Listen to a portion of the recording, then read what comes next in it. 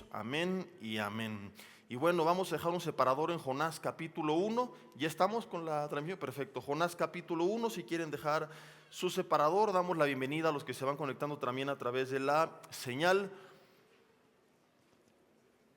Y vamos hoy a ver esta historia, pero desde otra perspectiva. La hemos meditado muchas veces, sabemos, ¿verdad?, de qué se trata.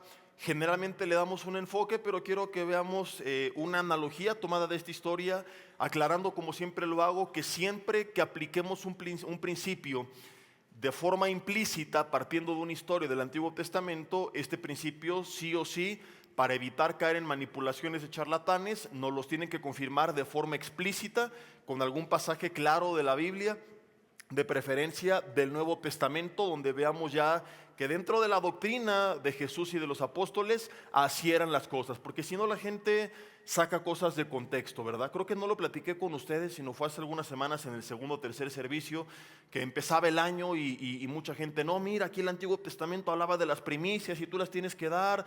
Y bueno, es diferente que tú sientas en tu corazón ser de bendición. Justo el jueves en Romanos hablé en un estudio que tenemos en vivo a las 8 de la noche a través de YouTube, de cómo un corazón agradecido resulta en un corazón generoso, pero es diferente que alguien lo haga por una convicción personal a que ya sean manipulados con pasajes sacados de contexto, porque en el Nuevo Testamento ya no aplicaban esto de las primicias como se aplicaba en el Antiguo Testamento, ¿verdad? Entonces muchas veces se llega a manipular la información, se llegan a manipular historias para extorsionar. Pablo dijo a Timoteo que iban a hacer mercadería de nosotros en los últimos tiempos con palabras fingidas. De hecho, uno de los mensajes del pastor David va a tratar de eso. Vi ya los títulos y se oyen buenos, y uno de ellos habla pues de todos los falsos ministros y maestros y charlatanes que hay, y se los recomiendo bastante, ¿verdad? Pero solamente cerrando este paréntesis, si nosotros como los de Berea confirmamos con escritura todo lo que se nos enseña, vamos a evitar caer en estas trampas. Todo esto se los decía a razón de que vamos a ver la historia de Jonás, pero dándole un enfoque distinto, o más bien tomando de aquí una ilustración. Jonás capítulo 1, tú conoces la historia. Dios lo manda a predicar a Nínive. Jonás se resiste, él no quería ir a Nínive. ¿Cuántos saben por qué Jonás no quería ir a Nínive? Levanten la mano los que sí saben la respuesta verdadera. ¿Cuántos no lo saben? Levanten la mano, sean honestos, ¿cuántos no saben? Ahora, levanten la mano los que no levantaron la mano, ¿verdad? Los que nunca quedan mal. Hay algunas teorías entre los teólogos. Algunos dicen que había un congreso de suegras en Nínive, que ahí estaba la de Jonás y por eso él no quería ir. Pero la razón verdadera es que Nínive era capital de Asiria, acérrimo enemigo de Israel en esos tiempos. Entonces básicamente lo que Dios le dice es: Jonás, a los de Nínive los quiero perdonar. Pero ¿cómo, Señor? Si nos han matado, nos han perseguido, nos han encarcelado. Bueno, alguien les va a predicar la palabra para que se arrepientan. ¿Y quién va a ser el loco que va a cometer esa locura, Señor? Tú vas a ir a predicarles a los de Nínive. Obviamente Jonás no quiso, lo que él quería era su destrucción, o que Dios los perdonara. Es por eso que muchas veces usamos esta historia para hablar del perdón, para hablar de las consecuencias de la desobediencia. Pero hoy quiero que veamos algo bien interesante. Jonás agarra un barco y se va a Tarsis, y viene una tormenta sobre la barca. Entonces Dios le echó la mano por las buenas y dice: ok, Jonás, no quieres por las buenas, pues te voy a ayudar ahí con una tormenta que no era para destruirlo, para castigarlo, como la semana pasada veíamos. No es que Dios dice: ahora para que se te quite porque estoy enojado, ahí te va, sino que era una manera de confirmarle a Jonás que estaba caminando fuera de la dirección de Dios. Y el plan de Dios para Jonás era tan precioso, tan perfecto, que Dios sabía que si Jonás se seguía alejando de él, no iba a resultar en nada bueno. Entonces es distinto, ¿verdad?, lo que la semana pasada te decía, lo que vemos en esta historia. Dios no es que para vengarse y desquitarse nos manda rayos y centellas, pero sí muchas veces cuando somos hijos y nos ama, la Biblia dice: el padre al hijo que ama lo disciplina. Entonces no es porque esté enojado y porque está decepcionado, avergonzado. Al contrario, te ama tanto y su plan es tan bueno para ti que no va a permitir que lo eches a perder, y nos va a dar a veces algunos jalones de orejas, y no tienes que interpretarlo como que y por alejarme Dios me está destruyendo, sino que más bien Dios te está encaminando a volver al camino correcto. Entonces agradécele, no seas como el caballo, decía Salomón, o como el mulo. Voltea con tu marido y dile: dice la Biblia, que no seas mula, ¿verdad? Sin entendimiento, que han de ser sujetados con cabestro y con freno, porque si no, no se acercan a ti. Entonces, inmediatamente dice: te haré entender y te enseñaré el camino sobre el que debes andar, sobre ti fijaré mis ojos. Si no mal recuerdo es el Salmo 32:8, si no, lean todos los salmos hasta que lo encuentren, te prometo que ahí lo vas a encontrar. Entonces tenemos nosotros dos opciones, ¿verdad? La sabiduría, hacerle caso a la voz de Dios, obedecer su voluntad, creer que sus pensamientos son de bien y no de mal, que su voluntad es buena, agradable y perfecta. O tenemos otro gran maestro en la vida, que es el maestro del dolor, de la adversidad. Y muchos creyentes como Jonás son tercos como una mula, y hasta que no viene la tormenta no se dan cuenta que están siguiendo el camino incorrecto. Esto fue lo que hizo Jonás. Paga su pasaje, se va a Tarsis, y dice el versículo 11, acompáñame a leer, que viene la tormenta. Entonces, desde el versículo 10 dice que aquellos hombres temieron en sobremanera, toda la gente en el barco, y le dijeron: ¿por qué has hecho esto? Bueno, porque omití decir que desde el versículo 9 Jonás les dijo: es por mi culpa, porque soy hebreo y temo a Jehová, Dios de los cielos, que hizo el mar y la tierra. Le desobedecí y por mi culpa está viniendo la tormenta. Entonces ellos le preguntan: ¿por qué has hecho esto? Porque ellos sabían que huía de la presencia de Jehová, pues él se los había declarado. Y en el versículo 11 comienza lo bueno, y de aquí nace el título del mensaje. Repito, para aquellos que anotan: echa a Jonás fuera de tu barca. ¿Qué haremos contigo para que el mar se nos aquiete? Obviamente tú estás en sus zapatos y este hombre te está confesando que es por culpa de él que viene la tormenta. Bueno, ¿qué hacemos para que la tormenta se calme? Porque al ser humano no le gusta vivir tempestades. ¿Qué tengo que hacer? Y muchas veces la tormenta no tiene que ver con algo que nosotros podamos hacer, pero muchas veces sí. Yo te he predicado que no siempre que algo esté mal es sinónimo de que estamos en pecado, pero que no siempre sea sinónimo no quiere decir que nunca lo sea, ¿verdad? Con Job no lo fue, pero con Jonás sí lo fue. Aquí nos corresponde ser bien honestos delante de Dios. No podemos generalizar. Yo se los predicaba también, creo que este jueves o el pasado, en el estudio en línea que tenemos, ¿verdad? No podemos generalizar, pero sí tenemos que ser honestos. Yo he tenido a varones en consejería que le están pasando, por ejemplo, muy mal financieramente, y no siempre es porque algo en sus vidas esté incorrecto. Job la pasó mal estando él haciendo la voluntad de Dios, pero como el médico hace preguntas, tenemos que ir descartando todas las probabilidades. Oye, ¿hay algún pecado oculto? No, pastor, para nada. Ok, entonces seguro es otra razón. Y al menos recuerdo 3 o 4 casos donde a los 6 meses salió a la luz que andaban en adulterio. ¿Y qué dice la Biblia? Que cuando el hombre no trata a su esposa como vaso más frágil, y no habla de no tratarla mal, habla de tratarla bien. O sea, no tratarla mal se da por sentado. Aun si eres ateo con tantitos valores, se entiende que la tendrías que tratar correctamente. Solamente una persona sin ningún tipo de valores, ni moral, ni respeto por el prójimo, ¿verdad? Alguien más cercano a una bestia que un ser humano sería capaz de golpear a una mujer. A mí desde niño, aún sin tener valores bíblicos, pero me enseñaron: una mujer ni con el pétalo de una rosa se le toca. Entonces tendrías que ser un patán pelafustán que necesita arrepentirse urgentemente para llegar a este extremo. Entonces la Biblia no está hablando de eso. Como hijos de Dios se nos llama a ir más allá, a tratarla bien, a darle un trato como vaso más frágil, y añade: como a coherederas de la gracia de vida. A entender que ella es hija de Dios, y desde que te casaste con ella, Dios, que era tu padre, se convirtió también en tu suegro. Y como padre es increíble, pero como suegro no te lo recomiendo. Y la Biblia añade: si tú no lo haces, a ver, varones, ¿quién se lo sabe? Díganlo en voz alta. 1, 2, 3. No se lo saben. Di conmigo, para que tus oraciones no tengan estorbo. Ahora dilo conmigo de otra forma: si no trato bien a mi esposa, si la trato mal, si no la respeto, si no la cuido, si no le soy fiel, Dios no me responde. Entonces ha habido casos donde era esa la situación que los tenía viviendo una crisis financiera u otro tipo de crisis. Porque algunos son cínicos: no, yo hago lo que quiero y me va bien. Pero vives una vida frustrado, papá. No vives con contentamiento porque no tienes el don de Dios, la gracia de Dios, que Salomón decía que solamente se las da a aquellos que caminan en sus caminos y que no les permite entonces disfrutar de lo que tienen. Ahora, les decía el jueves, no es para que la mujer voltee con el marido ahorita y ya ves, desgraciado, confiesa qué estás haciendo, porque no necesariamente. Entonces hay gente en la Biblia como Elías, se le sacó el arroyo y no es porque Dios lo estuviera disciplinando, sino porque quería cambiar su dirección. La iglesia primitiva fue perseguida y no era por causa de un pecado oculto, sino porque Dios quería cambiar su dirección. Entonces puede no ser la razón, pero si tú sabes que hay un pecado oculto, es mejor que te arrepientas, porque es muy probable que tenga algo mucho que ver, y no necesariamente en el sentido de que porque te portaste mal Dios te mandó la tormenta, sino que simple y sencillamente el pecado endurece el corazón del ser humano y tú no estás tomando decisiones sabias ni estás siendo sensible a la voz del Espíritu Santo, que a lo mejor te está diciendo a gritos la respuesta,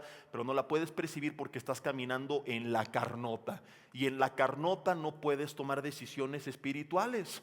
Y te preguntas, ¿por qué Dios no me habla? Claro que habla. El problema es que no nos gusta oír.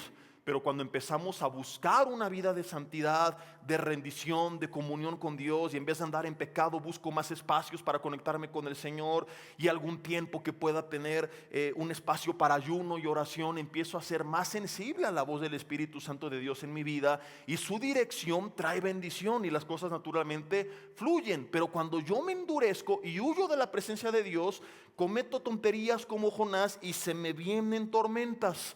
Entonces Jonás, regresando a la historia, les dice, porque el mar, dice el versículo 11, se iba embraveciendo más y más. Ahora voltea con tu esposa y dile, mira, así como tú, cada vez más brava. O no, por tu bien mejor no le digas nada a tu esposa. El mar se iba embraveciendo más y más, y entonces Jonás ve lo que le responde, versículo 12, tómenme y échenme en el mar, y el mar se va a quietar, porque yo sé que es por mi causa que ha venido esta tempestad sobre vosotros. Y como decía Enrique Peña Nieto, ¿se acuerdan de ese spot? Y aquí es donde yo les pregunto, ¿qué hubieran hecho ustedes? ¿Qué hubieras hecho en el lugar de estos hombres? Porque avientas a Jonás, calmas la tormenta, pero cometes homicidio. Y no eran unos homicidas. Como te estoy diciendo, aún a veces gente que no conoce de Dios, cuando tiene tantitos valores, no cometería actos tan atroces como estos. Entonces a veces ya no se trata de si tienes fe o no, de si no tienes tantita educación o no. Y aunque no conocieran de Dios, sabían que no era correcto matar. Es una de las evidencias que usamos para explicar la existencia de Dios. No voy a meterme más a fondo, pero si Dios no existiera no habría una moral en el ser humano, pero ha dejado ese sello moral en nuestro corazón y sabemos qué es lo que es correcto y qué es lo que no es correcto, independientemente de lo que cada quien crea. Y si no hay una autoridad suprema que dicta qué es correcto y qué es correcto, todo se vuelve entonces relativo. Para ti puede estar mal, pero para algunos musulmanes está bien ponerse un chaleco de bombas e inmolarse y matar a los que ellos consideran que es infiel. Entonces caeríamos en una relatividad, no habría valores absolutos, pero esa, como dice Ana Nachona, es otra historia. El punto es que ellos se encuentran en esta encrucijada. Aviento a Jonás, me libro de la tormenta, pero cometo homicidio y no está en mis valores, pero si no lo aviento el barco se me va a hundir. Entonces a veces como ellos nos encontramos en esta situación. Hay cosas en nuestra vida. Jonás representa personas que tú sabes que están siendo de mala influencia, que tú ya trataste de compartirles de Cristo, porque no estoy predicando ser religioso y aíslate del mundo, no, ya intentaste, ya oraste por ellos, ya les testificaste, pero no solamente no te hicieron caso, sino que además te están arrastrando, ¿verdad? Y por causa de ellos has sido infiel, has malgastado tu dinero, por sus malos consejos has hecho tonterías, por su mala influencia te has ido de borracho. Pueden no ser personas, pueden ser ciertos vicios en tu vida que tú sabes que te están contaminando, ciertas acciones que tú sabes que están afectando, creencias, prácticas, costumbres a lo mejor de tus antepasados, ¿verdad? Que te cuesta dejar, probablemente hasta ídolos. He conocido gente que viene a Cristo y que ama al Señor, pero le cuesta mucho. Es que este era la estampita del santo de mi abuela y era el ídolo de mi padre y les cuesta mucho trabajo. Tan es así que el pueblo de Israel, cuando va a entrar a la tierra de Canaán, ¿verdad? Josué les exhorta y les dice, bueno, no cuando iba a entrar, perdón, cuando ya entró a Canaán, cuando ha tomado gran parte de la tierra, les exhorta en su discurso final, último capítulo del libro de Josué, a decidir a qué dioses iban a servir, si a Jehová, o escucha esto, a los dioses que sirvieron vuestros padres del otro lado del río. O sea, mantenían algunos ídolos, pero no eran cualquier ídolo de Egipto, sino los que habían cultivado y mantenido sus padres. Cuesta mucho trabajo deshacerse de hábitos, de costumbres, de formas de ser, de actuar, de hablar de nuestros antepasados. Entonces tú has venido a Cristo, ¿verdad? Y Dios ha cambiado muchas cosas, pero como tu papá trataba así a tu mamá, eres igual con tu esposa. Como tu papá era duro contigo, eres igual con tus hijos. Y lo usas como pretexto, como justificación. Es que yo no recibí amor. Y humanamente hablando, esto es explicación. Y entiendo desde el punto de vista humano por qué esa dureza. Pero tienes que entender que si alguno está en Cristo, nueva criatura es. Las cosas viejas pasaron, todas son hechas nuevas y ahora tu modelo a seguir y tu cultura no es la que conformaron tus antepasados, sino la que Cristo nos ha venido a enseñar. Y a lo mejor tú eres así, pero tienes que ir tratando con eso. Y te cuesta abrazar a tus hijos y te cuesta decirle te amo a tu hija, te ves hermosa porque tú no creciste con ese cariño. Por eso es importante que vengamos a la palabra, que conozcamos la imagen de Dios como Padre. Los que están tomando libertad en Cristo están viendo quién soy como hijo de Dios. Y entonces cambia mi forma de pensar, cambia mi identidad. Porque ahora sé que no soy lo que ellos dijeron, lo que ellos moldearon, sino lo que el Señor me llama a hacer. Y comienzo a caminar como esa nueva criatura.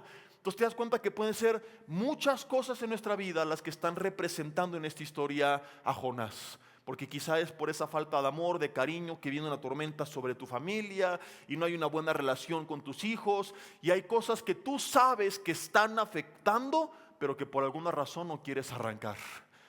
Hombres desvelándose, viendo pornografía y te está debilitando, te está quitando la capacidad de pensar correctamente. Al otro día estás de malas, no rindes en el trabajo. Tú sabes que a causa de eso, o del alcohol, o de las drogas, de malas amistades, de una relación ilícita, de lo que ves, de lo que escuchas, tu carácter, tu vida, tu familia, tus finanzas, tu propia salud se está viendo afectada. Puede ser algo tan sencillo y tan cotidiano como malos hábitos en tu estado físico, por ejemplo. Puede ser tu mala alimentación la que está desencadenando una tormenta de enfermedades. El sedentarismo, el no hacer ejercicio. No meter mucho en esto, pero hace poco un hermano me decía, pastor, pero la Biblia dice que el ejercicio físico para poco aprovecha. Hermano, lo dice en un contexto donde la gente caminaba 15,000 pasos diarios, donde el trabajo era 100% físico, en el campo, agricultura, ganadería principalmente, y donde no comían tantas cosas con químicos como hoy en día, donde no sabían lo que significaba la palabra refresco, ni comida enlatada, ni comida de microondas, todo era natural. Tú comes una comida, una alimentación 100% natural, caminas 15,000 pasos al día y trabajas 6, 8 horas en el campo. Lo último que vas a necesitar es pararte 1 hora en el gimnasio. Pero en una cultura donde el ser humano no camina ni para pararse por el control de la televisión, promedio en Occidente 6,000 pasos al día, cuando mucho aproximadamente, menos de la mitad de lo que necesitamos como mínimo. Donde todo el día el trabajo es estar sentado en un escritorio, en una computadora, en muchos de los casos, y donde toda la comida es chatarra. Créeme, si necesitas hacer ejercicio. Pablo lo dice en un contexto donde la gente que se ejercitaba era principalmente para ir a las olimpiadas, cosas por el estilo, no por un tema de salud. Entonces ya era un extra, pero eran sanos. Entonces la gente saca cosas de contexto para, entre comillas, cristianizar algo que es un pecado. Porque igual que daña el cigarro, el alcohol y las drogas, también daña la mala alimentación. También daña tanto químico que le metes a tu cuerpo. También daña tanto sedentarismo. O sea, métete a estudiar y un montón de cosas que quizás estás viviendo y creemos que Dios sana y oramos, ¿verdad? Y Dios puede hacer un milagro, pero si no arrancas el problema de raíz, va a regresar otra vez. Entonces, mi pregunta en esta mañana es, ¿cuál es tu Jonás? ¿Qué es eso o quién es aquello que tú sabes que está de más en tu barca y que está desencadenando una tormenta? Aquella persona, aquella situación, aquella adicción, puede ser un hobby, como lo vemos más adelante, que está estorbando la bendición de Dios, y no solamente está estorbando, sino que está contribuyendo a que una tormenta esté desencadenándose sobre tu vida. ¿Qué intentaron hacer ellos? Lo que todo mundo intenta, en sus fuerzas arreglar las cosas. En vez de poner en orden y arrancar el problema de raíz, a veces nos cuesta tanto trabajo que decimos, no, yo lo voy a solucionar. Versículo 13, aquellos hombres trabajaron para hacer volver la nave a tierra, pero no pudieron porque el mar se iba embraveciendo más y más contra ellos. Y así mucha gente trata en sus fuerzas de arreglar las cosas, pero no pueden. Y entonces ellos, versículo 14, clamaron a Jehová y dijeron, te rogamos ahora, Jehová, que no perezcamos nosotros por la vida de este hombre, ni ponga sobre nosotros la sangre inocente, porque tú, Jehová, has hecho como has querido. Y tomaron a Jonás, versículo 15. ¿Nos es tan fácil leer esta historia? A veces leemos la Biblia sin conciencia de la realidad de lo que ocurrió en el momento, ¿verdad? Pero imagina que esta es una película que tú estás viendo y que está basada en hechos reales. Y ni el capitán Garfio se atrevió a tanto con Peter Pan.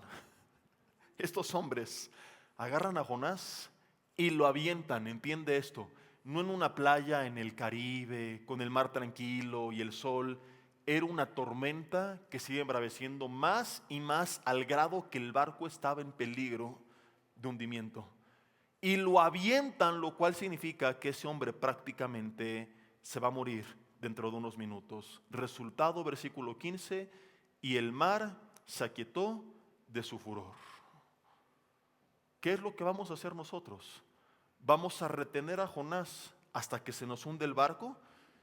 ¿O vamos a echar a Jonás de la barca? Tú sabes perfectamente lo que está de más en tu vida. ¿Cuál es ese sobrepeso? ¿Qué es aquello que está estorbando? Y la pregunta es, ¿qué vamos a hacer? Dios es como si tu vida, hablando de películas, fuera una película que tiene dos finales, donde el Titanic no choca contra el iceberg y permanece a flote, o tu vida se hunde. Entonces tú puedes ver el final que Dios escribió, donde sus pensamientos son de bien y no de mal, donde las cosas negativas, Romanos 8:28, obraron para bien, donde comprobaste que su voluntad era buena, agradable y perfecta, que sus pensamientos eran mejor que los tuyos. Esa película donde, como José, puedes voltear hacia atrás y decir, ustedes pensaron mal contra mí, pero Dios lo encaminó a bien, y ver que toda situación adversa y toda tormenta en tu vida, a fin de cuentas, resultó en algo bueno, donde tú puedes terminar con tu barca totalmente hundida, tu matrimonio destruido, tu salud desplomada, tus últimos días a muy temprana edad padeciendo cosas en el hospital, semana tras semana, ¿verdad? Es tristísimo, pero hay mucha gente que no tendría que estar visitando los hospitales hasta dentro de 20, 30, 40 años, y desde muy jóvenes lo están haciendo, y no es Dios el culpable de esto. No estoy diciendo que necesariamente lo seas tú, pero sí que seamos honestos y que miremos nuestro corazón, que en oración le pidamos al Espíritu Santo de Dios, que está para ayudarnos, pero también para guiarnos a toda la verdad, que nos muestre qué cosas en nuestra vida están afectando y qué decisión voy a tomar. ¿Me voy a hundir con mi Jonás hasta el final? Hay gente así. Aunque matrimonio se hunda, no voy a dejar a mi amante. Aunque vaya a la cárcel, no voy a dejar mis tranzas. He hablado con padres de familia, les digo, mi hermano, cuida tu salud, tienes hijos chiquitos y prefieren literalmente morirse, pero tragando como trogloditas hasta la muerte. O vas a echar a Jonás de la barca, y te advierto, no va a ser fácil, pero vendrá la calma. No es una mala alegoría, sino que Jesús, de forma explícita, como te dije hace rato, en el Nuevo Testamento, Mateo capítulo 5, versículo 29, nos exhorta a lo siguiente. Mateo 5, versículo 29. Por tanto, si tu ojo te es ocasión de caer, sácalo y échalo de ti, pues es mejor que se te pierda uno de los miembros, sino que todo tu cuerpo sea echado en el infierno. Y si tu mano derecha te es ocasión de caer, córtala y échala de ti, pues mejor es que se pierda uno de tus miembros y no que todo tu cuerpo sea echado en el infierno. ¿Nunca te has preguntado qué quiso decir Jesús? ¿Lo has hecho o no? Y déjame responderte, no quiso decir nada. dijo lo que dijo, tal cual. No es una parábola este pasaje, porque en las parábolas viene la historia que va a ilustrar una verdad, y una persona, un campo, una semilla, una oveja representa a algo o a alguien dentro del reino de los cielos, y Jesús luego a los discípulos les da la explicación. Y aquí nunca da una explicación. Bueno, el ojo representa esto, la mano representa aquello, sino que Él da la enseñanza de forma textual, directa, explícita, y nunca da una explicación de lo que significaba, porque eso es lo que significa. Ahora la pregunta es si Jesús nos quiso enseñar que literalmente lo aplicáramos de esta manera, y tampoco podemos afirmar eso porque no vemos en el Nuevo Testamento nunca historias en el libro de los Hechos o mandatos en las cartas pastorales o en las doctrinales donde la iglesia pusiera en práctica esto, ¿verdad? No he leído en el libro de los Hechos. Y aquel día se convirtieron 4,000, 2,000 quedaron tuertos, 1,000 mancos, 100 cojos caminaron, pero 100 que caminaban los hicieron cojos porque les arrancaron una pierna. Entonces, ¿te imaginas el llamado al final del servicio? A los que quieran pasar a recibir a Cristo del lado izquierdo, y los que han pecado con su mano izquierda aquí a mi derecha, y los que han pecado con los ojos levanten la mano, van a pasar los edecanes con las pinzas a sacárselos, y llega Osiris con la motosierra, rum, rum, a ver, levanten la mano los que pecaron con la mano, ¿verdad? Estaríamos todos tuertos, mancos y cojos. Mudos la gran mayoría, les hubieran cortado la lengua. Hace poco te recomiendo mucho el mensaje de el chisme, la murmuración y el falso testimonio que compartí en el segundo y tercer servicio. Entonces eso será lo primero que perderían muchos cristianos, la lenguototota, porque algunos dicen yo hablo en lenguas y algunos tienen una lenguototota, ¿verdad? Que ya la habrían perdido. Entonces, si no es una parábola, pero tampoco lo puedes explicar de forma literal, ¿por qué Jesús lo explicó así? Bueno, si tu ojo te es ocasión de caer, o tu mano, entendamos, caer es la palabra griega escandalizo, que significa hacer tropezar. Viene de otra palabra, de una raíz, la palabra escandalón. ¿Se acuerdan de esta alabanza que decía, qué escándalo, mira qué escándalo, ¿verdad? Entonces está basada en esta historia. Y escandalón significa trampa. Entonces Jesús lo que está diciendo, explicando de forma textual este pasaje, es todo aquello que te está haciendo tropezar, o todo en tu vida que esté fungiendo como una trampa, que te esté poniendo en riesgo, lo tienes que arrancar de ti. No los ojos, hay que aclarar, no las manos, sino lo que está haciendo que tus ojos pequen o que tus manos pequen.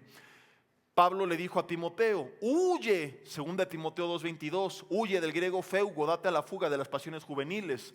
Jesús explica en Mateo 6:13, en la oración del Padre Nuestro, acerca de la tentación, Padre Nuestro, no nos dejes caer en tentación. José corre huyendo de la tentación. La Biblia nos enseña de forma explícita en la orden de Pablo a Timoteo, en la oración de Jesús y de forma implícita en la historia de José, que la mejor forma de evitar la tentación no es luchando contra ella, sino evitándola. No voy a meter mucho en esto, esto sería otro mensaje, ¿verdad? Y he compartido a veces cómo evitar la tentación y el pecado, o cómo no caer en tentación y en pecado. Lo cito simplemente para que veamos cómo dentro de todo el contexto de la Biblia, cuando se habla del pecado, la idea no es andarte cortando las manos y los pies y los ojos, sino arrancar más bien aquello que está haciendo que tus ojos, tus pies y tus manos pequen. La pregunta es, ¿por qué Jesús no lo explicó así? ¿Por qué si en la oración del Padre Nuestro sí lo explicó así? Aquí dice, arráncate los ojos, arráncate las manos. Y si no es una parábola, pero tampoco se aplica de forma literal, ¿por qué Jesús lo explica de esta manera? ¿Nunca te lo has explicado, preguntado? Y creo yo que solamente hay una posible respuesta.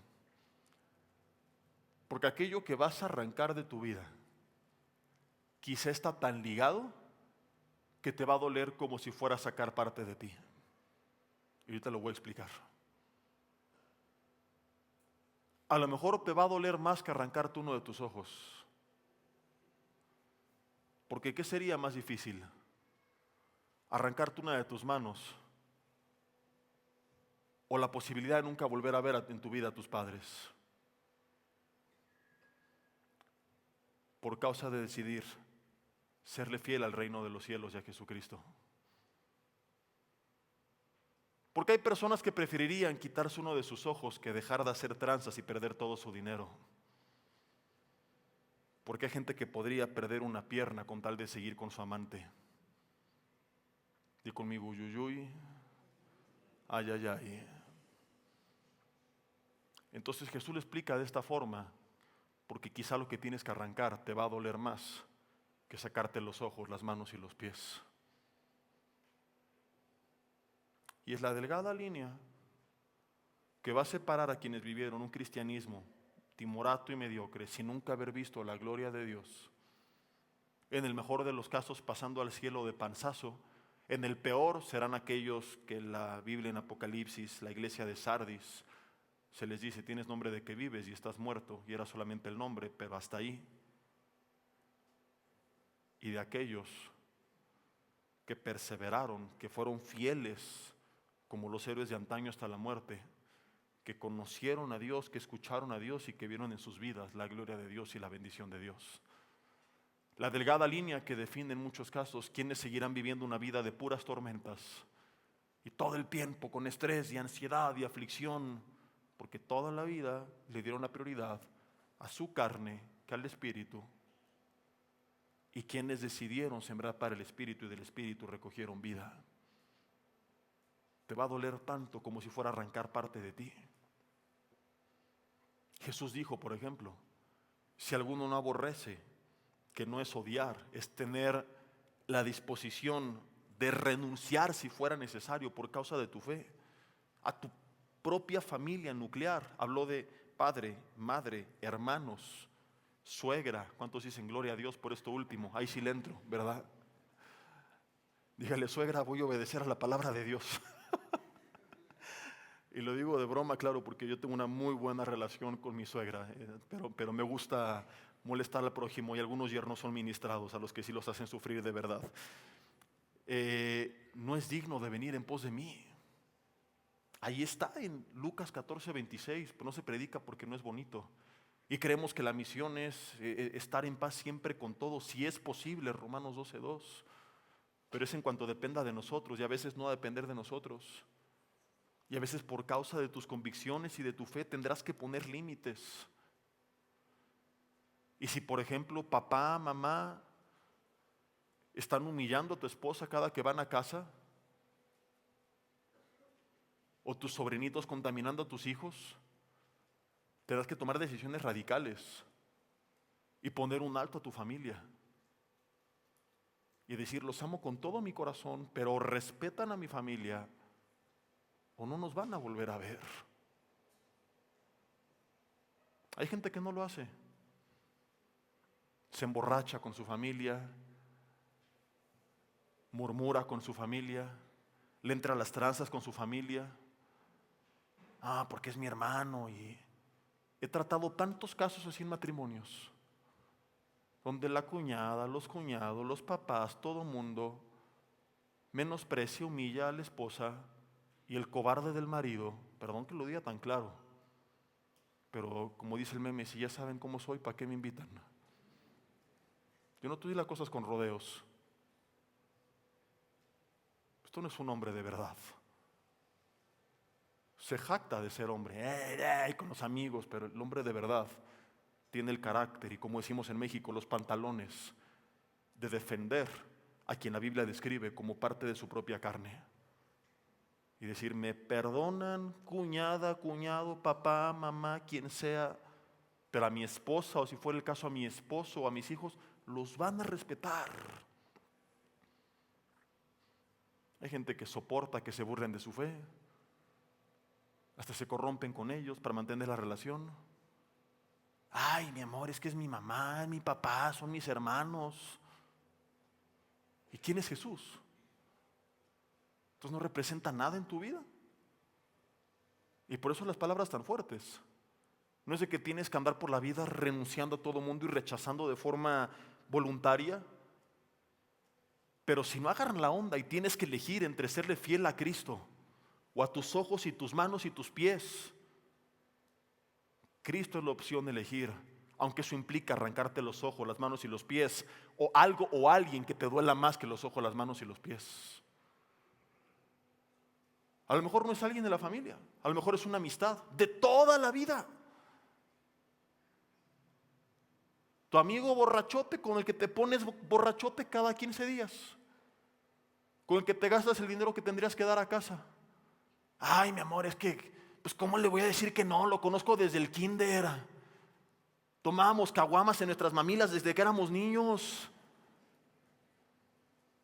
Y no estoy diciendo renuncia a tus amigos, trata de compartirles de Cristo, de orar por ellos, de llevarlos, pero si no han accedido y no está siendo de bendición y además ellos están siendo de maldición para tu vida, tienes que arrancar el problema de raíz.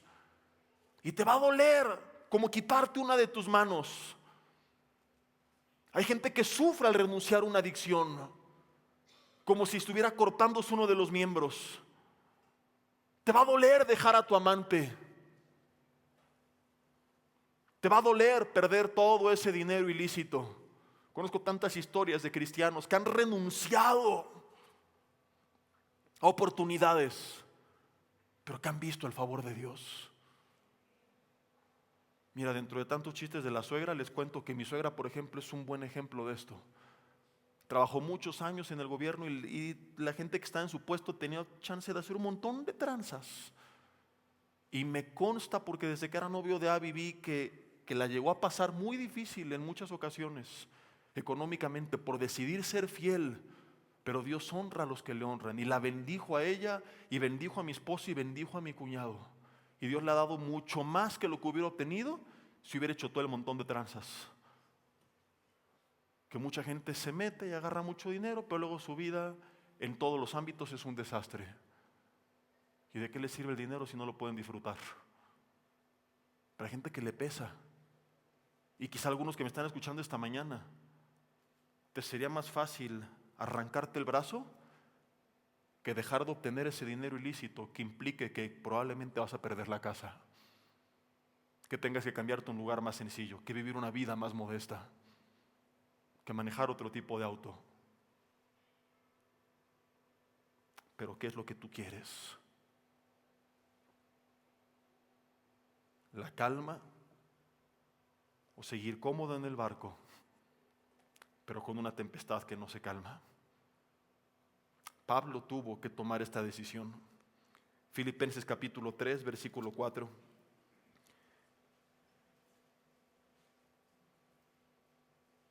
Dice: aunque yo también tengo de qué confiar en la carne, si alguno piensa que tiene que confiar, yo más. Y fíjate su lista de logros.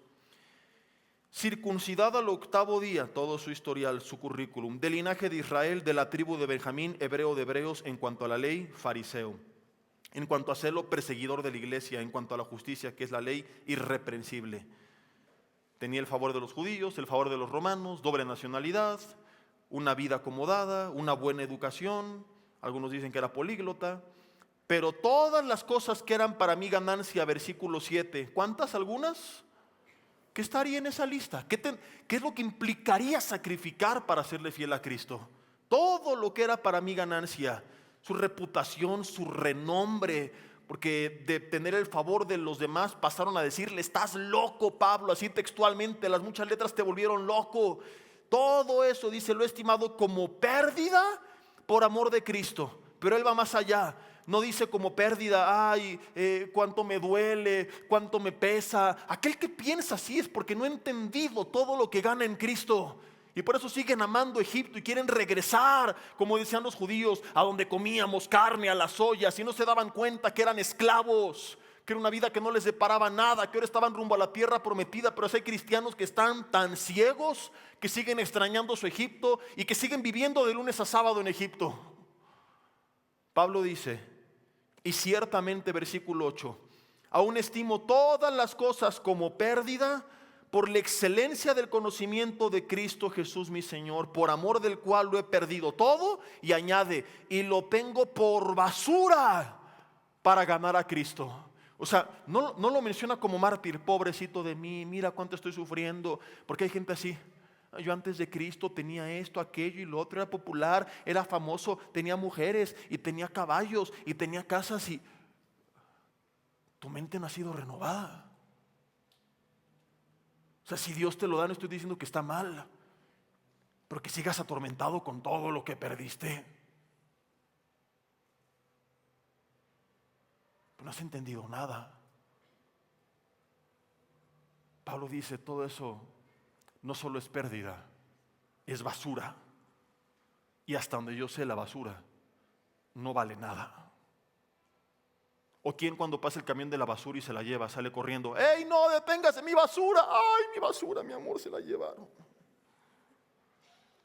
¿Por qué estás triste, mi amor? Se llevaron la basura.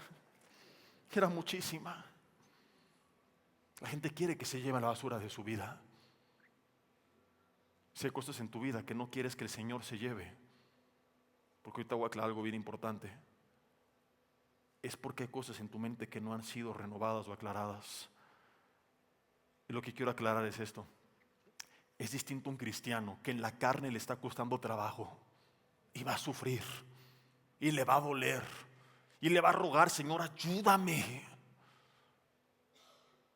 Y va a venir a buscar oración y consejo porque no lo quiere en su vida, pero no ha sabido cómo, a cuando alguien no quiere dejarlo. Porque un día un hermano me dijo, oye, sí, creo que soy un hipócrita. No sé si he nacido de nuevo porque tengo este pecado hace años, lo he intentado dejar, he llorado, he sufrido y me empezó a confesar, ¿no? Y no puedo. Le dije, mira, si fueras un hipócrita, sin Cristo, no estarías aquí abriendo tu corazón, lo que para muchos sería vergonzoso, pidiendo ayuda. Basado en la Biblia que nos muestra que el Espíritu Santo nos convence de pecado y que se contrista cuando pecamos, creo que ese sentimiento que tienes es lo que produce el Espíritu Santo contristado dentro de ti, que no te deje estar en paz y te duele tanto que lo quieres dejar. Lo que necesitas es saber cómo hacerlo y lo vas a lograr. Distinto a quien vive encubriendo su pecado. Y desde los tiempos de antaño, el que encubre su pecado no prosperará, mas el que lo confiesa, primer paso, y se aparta, segundo paso, alcanzará misericordia. Entonces, ¿estás luchando con algo? Busca ayuda. Tenemos los grupos de ayuda en iglesia, vente al grupo de varones, búscanos como pastores. Como dice el Canal 5, cuéntaselo a quien más confianza le tengas. Estamos para servirte, no nos vamos a espantar. Porque pueden escuchar un mensaje fuerte como este y pensar que ese es el otro extremo. La iglesia legalista que expulsa a la gente por su pecado. Y no, estamos para servirte y para ayudarte. Somos intropesables. ¿Sabías que bíblicamente no debemos expulsar a nadie jamás por un pecado personal? Salvo cuando ese pecado afecta a los demás. Entonces tú puedes llegar y decirme, Jesse, soy el fundador del Cártel Jalisco Nueva Generación y yo estoy para servirte. Oye, pero he matado a 1,000,000 de personas. No está padre, pero estoy para servirte. Y si te arrepientes, Dios te puede ayudar a levantarte. Pero tú has metido división dentro de la iglesia, estás haciendo murmuración de otros hermanos, de líderes, de pastores, y no te arrepientes, bíblicamente te tengo que expulsar, porque estás afectando al cuerpo. ¿Me explico o no? Es como la fruta contaminada, si no la apartas, empieza a contaminar. Yo el jueves les decía que las pocas veces que me ha tocado tener que darle las gracias a alguien, que creo que aquí en Toluca todavía no me ha pasado, pero en Santa Fe 2, 3 veces, me dolió mucho porque eran personas que yo amaba y que para mi vida eran de mucha bendición en todos los sentidos, en todos los que te puedas imaginar. Y que si fuera un pastor corrupto me hago de la vista gorda. No, me ayuda en el ministerio y hace esto, aquello y el otro, bendice mi vida de forma personal, no solamente la iglesia, me hago pato. Pero la iglesia no es mía, es del Señor. Entonces los exhorté, no se arrepintieron, estaban trayendo división, chismeando, metiendo en chismes y calumnias a otros hermanos. Le dije, con todo el dolor de mi corazón, mientras no te arrepientas no puedes entrar. Aunque me toque, en este caso como Pablo, perder, la pregunta no es qué va a pasar, sino qué es lo correcto. Contrario a eso, me ha tocado atender a personas metidas en cosas muy pesadas, pero como Jesús dijo, es necesario que en el mundo haya tropiezos, pero hay de aquel por el cual los tropiezos vienen. O sea, si es entre tú y Dios lo vamos a arreglar. Pero cuando tú tropiezas a alguien, ahí sí la situación cambia, por amor a los demás.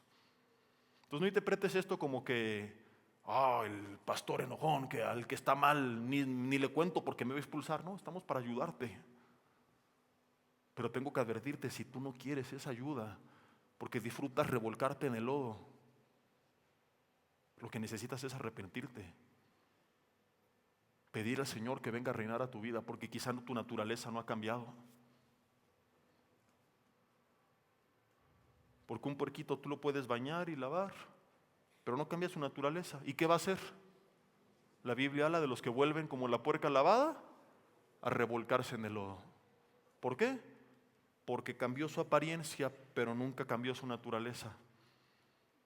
Entonces, si a ti te gusta y no te duele, porque te gusta, puede que el pecado hasta Adán y Eva les atrajo el fruto, ¿verdad?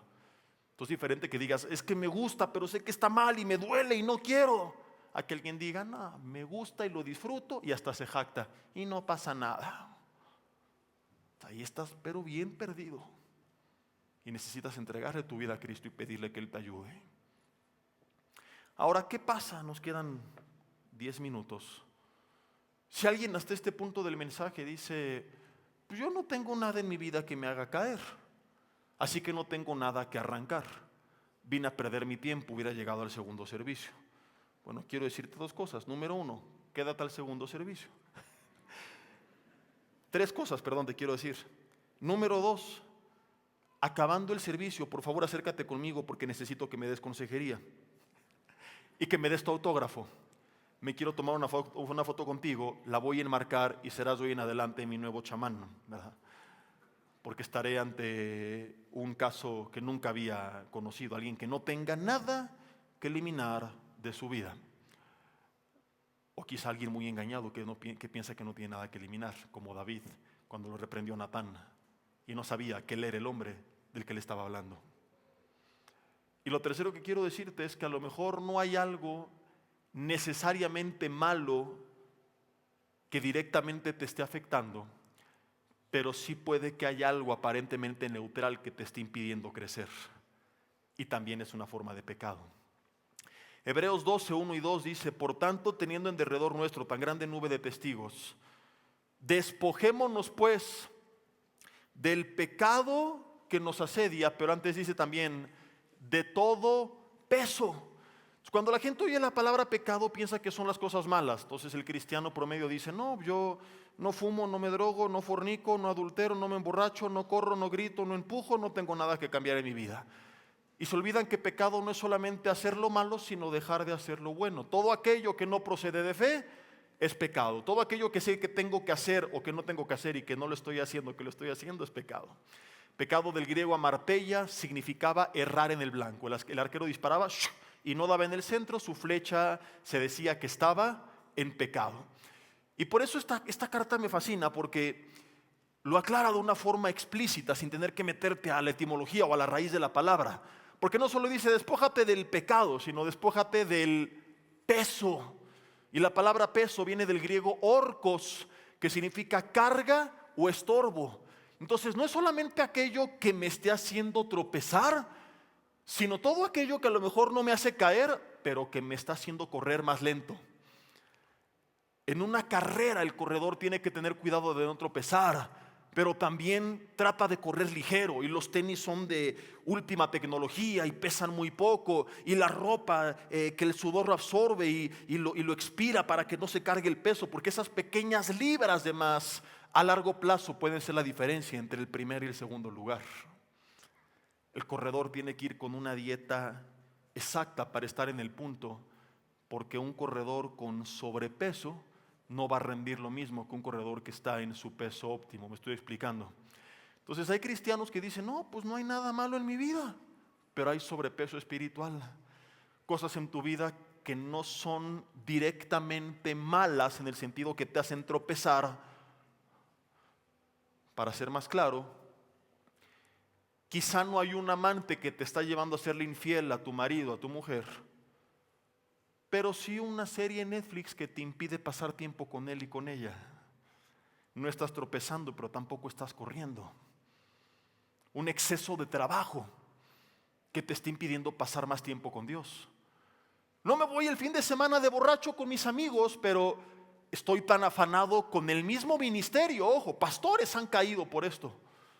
Andar predicando por aquí, por allá, por todos lados, atendiendo todo porque pienso que soy Dios, que descuidan su relación personal con Dios.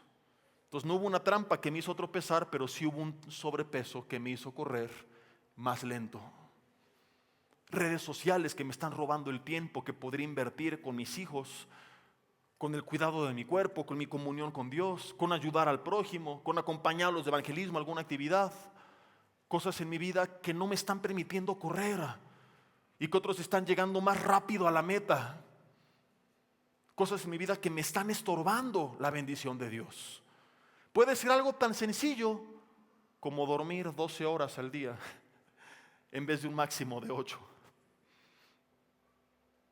Esas 3, 4 o esa hora extra a largo plazo fue mucho tiempo que dejaste de usar productivamente. Y tenemos que ser bien honestos porque Dios lo muestra. Lo que pasa es que, como dije hace rato, no nos gusta oír.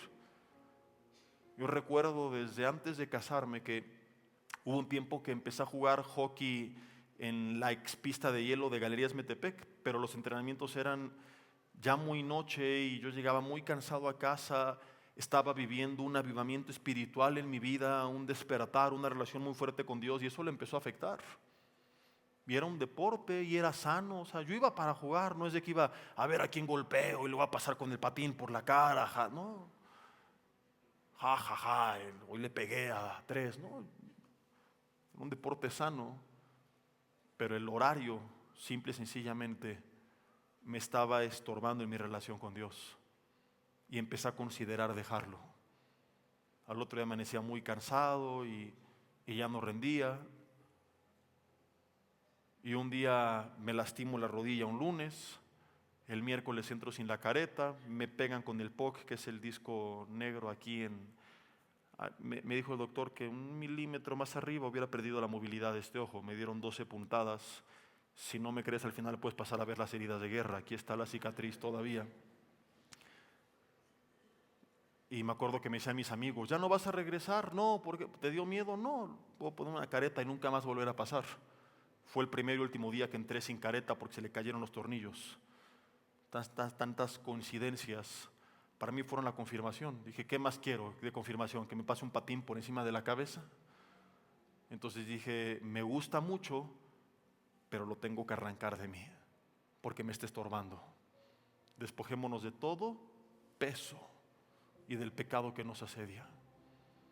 Y yo te invito a que ahí en tu lugar, con ojos cerrados, le pidas a Dios esto en oración. Dile, Dios, muéstrame qué es lo que tengo que arrancar. Abraham tuvo que separarse de Lot, que era como su hijo, porque no tenía hijos, y Lot no tenía padre, era su sobrino, hermano de Harán, que había muerto. Y no es que Lot lo invitaba a hacer cosas malas, era que estar juntos le impedía a los dos seguir creciendo. Hay cosas en tu vida que tú sabes bien que te están impidiendo crecer. Pueden hasta ser hobbies aparentemente inocentes que no están mal en sí mismos, pero el exceso de tiempo que inviertes en ellos están limitando el crecimiento de Dios en tu vida, o de la obra de Dios en tu vida, del plan de Dios para tu vida. Así que dile ahí en tu corazón, Dios, háblame. Dile, Señor, reprende en el nombre de Jesús todo espíritu de estupor. Reprende, Señor, toda ceguera espiritual que nos impide ver la verdad de las cosas. No permitas más que Satanás nos siga engañando como lo hizo algún día con el rey David. E ilumínanos, Espíritu Santo de Dios. Danos entendimiento y sabiduría. Y muéstrame qué es aquello que está mal, que me está haciendo tropezar, o aquello que a lo mejor no me hace caer, pero que me impide crecer. Habla a mi corazón.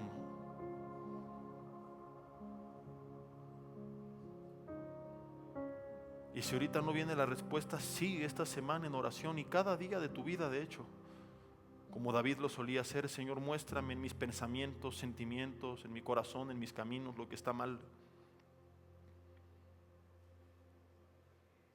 y dile: Señor, yo no quiero que mi barca se hunda. Así que tomo en esta hora la decisión de echar a Jonás fuera de mi barca en el nombre de Jesús. Y de forma simbólica levanta tu mano derecha al cielo. Imagina que ahí está aquello que tú sabes que tenías que haber entregado hace mucho tiempo, y empújalo fuera de los límites de tu barca. Te va a doler. Hay jóvenes que están entregando una relación de noviazgo que no han podido controlar. Hay jóvenes escuchando este mensaje que están viviendo en fornicación y has intentado resolverlo en tus fuerzas. Estás muy lejos del tiempo en el que puedes casarte para cumplir con el mejor casarse que andarse quemando. Y hoy tendrás que renunciar a esa relación y te va a doler como si te quitaras un ojo. Hay personas que tendrán que ponerle un alto a su familia nuclear, que tendrán que hablar seriamente con amigos y decirles: conmigo ya no cuentas para esto que estaba mal. Y tú sabes bien que eso implica el riesgo de perderlos para siempre, o de separarte un buen tiempo de ellos hasta que vuelvan en sí y recapaciten. Hay personas que saben que serle fiel a Cristo hoy va a implicar arrancar una mano, un pie, un ojo, o algo que dolerá más que un pie, una mano y un ojo. Algunos tendrán que renunciar a negocios ilícitos y confiar en la provisión de Dios y aplicar el: mejor es un bocado seco y en paz que casa llena de provisiones y de contiendas. Mejor la mesa donde hay un pan, un bocado seco y en paz, que de buey engordado lleno de odio. Mejor la comida de legumbres. Si puedes tener todo, qué bueno, pero si tienes que elegir y tienes en tu mano derecha a Jonás y en la mano izquierda la presencia de Dios de la cual huyó Jonás, tu lealtad a Dios, tu fidelidad a Dios, tu obediencia a Dios, ¿qué es lo que vas a soltar de la mano? ¿Seguirás contristando al Espíritu Santo porque seguirás eligiendo el pecado?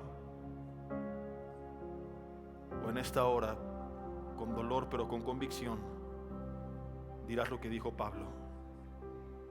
Y si eliges esto último, dile: Señor, con tu mano derecha alzada, aquí está, y llámale por su nombre. Aquí está esta persona, aquí está esta relación, aquí está esta adicción, aquí está este pecado, este hobby, esto malo que hacía, o esto neutro que me impedía hacer lo bueno, tiempo excesivo que pasaba perdiendo el tiempo, amistades, relaciones, personas, malos hábitos de salud, quizás hasta lo que comes día con día. Algunos tendrán que renunciar a cosas tan aparentemente inocentes como los azúcares tan excesivos que le metes a tu cuerpo todo el tiempo. Te estás enfermando y sigues con Jonás ahí en la barca y no lo quieres echar aunque la tormenta sea brava, se intensifica. Dile: Dios, elijo la paz y serte fiel. Así que hoy arrojo a Jonás y todo sobrepeso espiritual en mi vida, en el nombre de Jesús. Dios, yo quiero orar por cada persona que con dolor en su corazón hoy se ha despojado, ha tomado la decisión de dar el primer paso. Que sepan que vale la pena, que como Pablo lo dijo, puedan conocerte de una forma más profunda y más real, y sepan que valió la pena, Señor, y el día de mañana que esa relación contigo sea más fuerte y puedan escuchar tu voz y ver tu mano y tu favor sobre sus vidas, puedan sonreír y decir: valió la pena, porque lo otro a comparación de esto era basura. Que tengan la convicción de que tu gloria sobre sus vidas Tu espíritu ardiendo, Señor, contento, guiándoles, bendiciéndoles, hace que lo demás se vuelva basura, insignificante. Señor, que venga la calma en aquellos donde había una tormenta por causa de un Jonás, que se guíe en la barca. Manda la orden desde el cielo, Señor, para que el viento y la tormenta se calme y ya no se intensifique. Ya no está Jonás aquí, Señor. Ya no está estorbando. Abre las ventanas de los cielos y derrama de tu bendición, de tu provisión, de tu sanidad. Sana, Señor, nuestra tierra y restaura el daño que se había hecho en el barco por causa de la tormenta que vino por nuestra necedad. Si se humillare mi pueblo sobre el cual mi nombre es invocado, es tu promesa, y oraren y dejaren atrás sus malos caminos y buscaren mi rostro, entonces, Señor, clamamos por tu promesa. Tú oirás desde los cielos y perdonarás nuestros pecados y sanarás nuestra tierra. Gracias porque nos hablarás y te escucharemos. Gracias porque nos has perdonado, así que salimos sin culpa, ni vergüenza, ni condenación. Y gracias porque vienen tiempos de sanidad a nuestras vidas, a nuestra tierra. Que así sea hecho, Dios, en el nombre de Jesús. Amén y amén. Hola, ¿qué tal? Me da mucho gusto saludarles y quisiera simplemente comunicarles que gracias a todos ustedes a través de todas las naciones del mundo que aman la palabra de Dios y que realmente están interesados en que nosotros como organización Vida Nueva para el Mundo y Armando Alducin Ministries continuemos predicando el Evangelio de la Gracia de Jesucristo y que podamos nosotros continuar haciéndolo gracias a sus donaciones. Este año cumplimos 46 años de ministerio, 46 años donde hemos predicado, hemos enseñado, hemos tenido seminarios y de diferentes formas de estudios bíblicos alrededor del mundo y hemos pensado y considerado de una forma fiel el Evangelio de la sana doctrina de Jesucristo. Nosotros, con todas estas donaciones, tenemos que sostener pastores, misioneros, obras, equipos de televisión y aún continuamos buscando la manera de poder elevar este ministerio. Hasta este momento quiero que ustedes estén enterados que no tenemos una sola propiedad como organización y así hemos trabajado durante 46 años porque le damos la importancia a la evangelización, a las misiones y también a los hombres de Dios para levantar más pastores. Le damos las gracias y que pueda Dios con su gracia tocar sus corazones y que puedan ustedes invertir en un terreno donde es fructífero, porque creemos que ha producido bastante buen fruto para la gloria de Dios. Gracias, muchas gracias por sus aportaciones y por las donaciones que sabemos ustedes continuarán haciendo para que podamos continuar siendo fieles en la predicación del Evangelio de la gracia de Dios. Que Dios les bendiga.